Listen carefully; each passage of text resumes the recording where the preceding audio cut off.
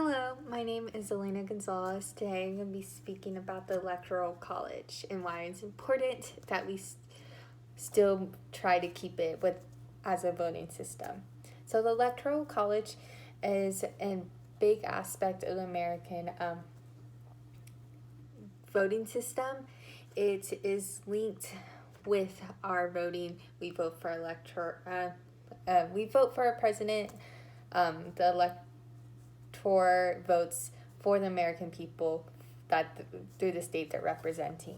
So sometimes people say that, oh, when you go to vote, it's not worth it because the elector can vote for someone else. Well, that's false. Throughout my speech, you'll hear about the history and the extent and the causes of why this idea about the electoral college not working exists, and how we can work to try to move away from the myths about how the system is a bad one. Okay, so the issue with the electoral college is that some people don't think that it is really influential in today's society. It was built right when our country was founded. Well, the most important aspect or part is that the electoral college allows for smaller states like Rhode Island to still be proportional in its votes to states like California and population size. And then in some instances, like in 2000, the Al Gore versus Bush election, the presidency came down to one state, Florida.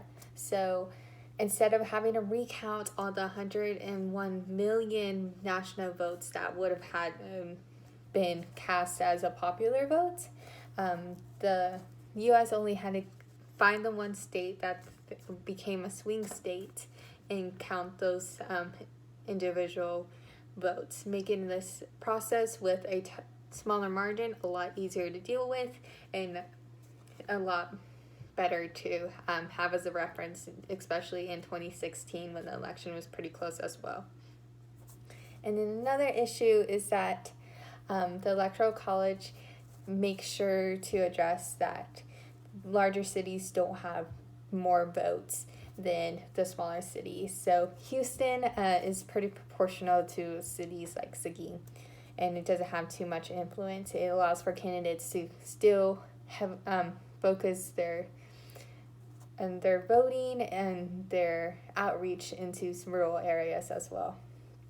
And then also, it helps with not creating too many candidates. Instead of the thousands of candidates that would be on the ballots of every state, he just used it. The Electoral College just simplifies it to a common list, primarily just the first two Democratic and Republican candidates and sometimes third parties. Okay, so myths about it, as I said before, is that the popular vote means that you need large support in cities, but the Electoral College means that every city is equally important. So candidates can't just rely on getting 100,000 votes from one city. They have to make sure that they go to the smaller cities in the country as well. And then because of the lack of guaranteeing. And so solution is to maintain the Electoral College. We still need it. It gives proportional power to smaller states. Even though we live in Texas, it doesn't really affect us state representation in Congress because we have so many senators and House of Representatives. But as we are Americans, in the U.S., having representation of a candidate that you personally voted for is really important. And then, so in conclusion, I'd like to reiterate how the Electoral College still needs to be continued to be used. In our last elections with Hillary Clinton, it was really close. She had actually won the popular vote, and then Donald Trump had won the Electoral College vote.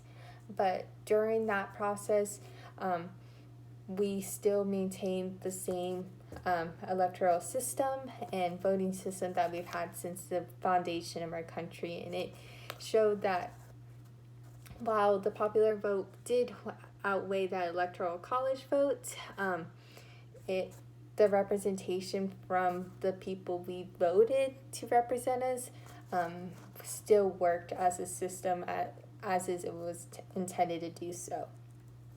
And then it also did help with recounting, especially during 2020 when there was the issues with electronic voting and we needed to make sure that every vote mattered. Came across, it helped just narrow it down to be a simplistic form. And it was really important for smaller cities. In San Antonio, still as it's a bigger city, we still get candidates coming, but if we were to live in the middle of nowhere, it might not be at the forefront of candidates' minds to come visit because it doesn't seem as important, but the Electoral College makes sure that these cities still are represented by the electors, and so the candidates have to go visit and still make sure that their intentions are known and shown throughout there. So thank you for this time and have a great evening.